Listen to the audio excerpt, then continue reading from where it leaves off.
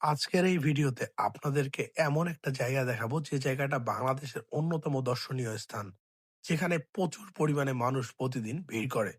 ভিডিওটা দেখতে একটু অসুবিধা হবে, হয়তোবা ভয়েসটা খুব একটা ক্লিয়ার পাচ্ছেন না, গলায় একটু ঠান্ডার কারণে সমস্যা আছে। আমি এখন যে জায়গাটায় আছি এই জায়গাটা একটা না একটা সময় সবাই দেখছেন, কেউ হয়তোবা 20 টাকার নোটের মধ্যে দেখছেন, আবার কেউ অনেক ছবিতে দেখছেন। যাই হোক, তো চলেন আমরা আজকে এই জায়গাটার ভিডিও শুরু করি। এই জায়গাটা হচ্ছে ষাট গম্বুজ মসজিদ, বাংলাদেশের বাগেরহাট জেলায় অবস্থিত। কিভাবে যাবেন সবকিছু এই ভিডিওর মাধ্যমে ডিটেলসে জানাবো। এই মসজিদ দেখার জন্য প্রতিদিন দূর দূরান্ত থেকে অনেক মানুষ এই বাগেরহাট জেলায় ভিড় করে। শুধু দেখেন টিকিট নেয়ার জন্য কি পরিমাণে মানুষ এখানে জমায়েত হইছে। এরা সবাই কিন্তু এখান থেকে ভিতরে যাওয়ার জন্য টিকিট নিচ্ছে। আচ্ছা, টিকিটের মূল্য কত? টিকিটের মূল্য হচ্ছে ৩০ টাকা। এখানে আপনি ৩০ টাকা দিলে ঢুকতে পারবেন। ভেতরে প্রবেশ করেই প্রথমে সুবিশাল একটা সুন্দর বাগান দেখতে পারবেন। এই বাগানের পরেই হচ্ছে আপনার ষাট গম্বুজ মসজিদটা। আর একটা জাদুঘর আছে হাতের ডান দিকে। তো জাদুঘরে আমরা যাব না, আমাদের সময় স্বল্পতা আছে। এই কারণে আমরা প্রথমেই মসজিদে যাব। ওই একটা ৩০ টাকার টিকিট দিয়েই প্রতিটা স্থানে আপনি ঘুরতে পারবেন। আবার ভিতরের দিকে একটা বিশাল পুকুর আছে, যে পুকুরে প্রচুর পরিমাণে শাপলা ফুল দেখা যায়। তো আমরা প্রথমে ষাট গম্বুজ মসজিদের দিকে যাচ্ছি। দেখতেই পাচ্ছেন যে কি পরিমাণে মানুষ আমার সামনে। প্রচুর মানুষ এখানে প্রতিদিন কিন্তু ছবি তোলার জন্য, এই জায়গাটা ঘুরে দেখার জন্য বিভিন্ন জায়গা থেকে আসে। বাংলাদেশের বিভিন্ন জায়গা থেকে কিন্তু এই বাগেরহাট জেলায় আসে। এই মসজিদ একটি ঐতিহাসিক ও স্থাপনা শৈলীর অনন্য নিদর্শন, যা ইউনেস্কো ও বিশ্ব ঐতিহ্যবাহী স্থানের অংশ।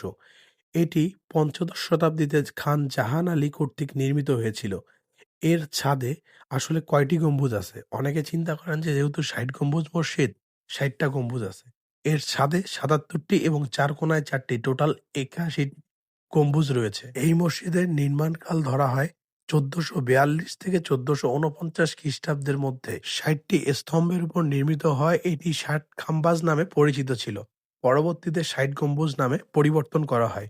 এটি শুধু নামাজের জন্য নয়, মাদ্রাসা ও সভাকক্ষ হিসেবেও ব্যবহৃত হয়। এইখানে আপনি যে দর্শনার্থীদের দেখতে পারবেন তারা শুধুমাত্র ইসলাম ধর্মের অনুসারী এমন নয়।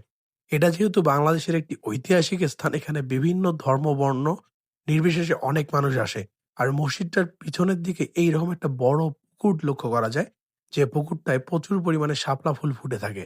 আর এখানে বসার জন্য একটা ব্যবস্থা করা আছে, মানে পুকুরের একটা পাড় বাঁধানো আছে। আর এই পুকুরের পাড় থেকে আপনি মসজিদের পিছনটা এবং এই পুকুরটা দুটোই একসঙ্গে দেখতে পারবেন। এটা একটা ঐতিহাসিক পুকুর হিসেবে তারা ঘোষণা করেছে।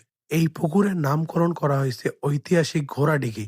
একপাশে আপনি মসজিদ ঘোরার পর যখন পুকুরের পাশে আসবেন, তখন আপনার এই জায়গায় কিন্তু খুব সুন্দর একটা বিকেল আপনি কাটাতে পারবেন। আর মসজিদটা চারপাশ থেকে দেখতে এতটা সুন্দর লাগে, যেটা আপনি নিজ চোখে না দেখলে বিশ্বাস করতে পারবেন না। এই পুকুরটা থেকে আমরা বের হয়ে মসজিদের একটা বাগান আছে, আমরা বাগানটার দিকে যাই। এখানে বিভিন্ন ধরনের ফুল দিয়ে বাগানটা সাজানো, যে বাগানটায় আপনার সুন্দর একটা বিকেল কাটবে এবং এর পাশেই বাচ্চাদের খেলার জন্য ব্যবস্থা করা আছে, যেখানে গেলে বাচ্চারা নিজেদের ভালো একটা সময় উপভোগ করতে পারবে। এই ঐতিহাসিক ষাট গম্বুজ মসজিদ দেখা শেষে যখন রাস্তায় বেরিয়ে পড়লাম, এই মসজিদের অপোজিটেই, কিছুটা সামনে গেলেই অপোজিটেই আপনার সিংগাইর মসজিদ নামে একটা পুরাতন মসজিদ চোখে পড়লো। আপনারা চাইলে সে মসজিদটাও কিন্তু দেখে আসতে পারেন।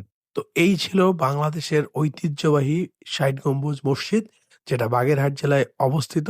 আপনারা এখন পর্যন্ত এই ঐতিহাসিক মসজিদ যারা দেখছেন তারা কমেন্টে জানাতে পারেন। আর যারা এখনো দেখেননি তারা ঘুরে আসতে পারেন। তো ভিডিওটা এই পর্যন্তই। ভিডিওটা ভালো লাগলে লাইক, শেয়ার, কমেন্ট করবেন। পেজে নতুন হলে পেজটা ফলো করবেন।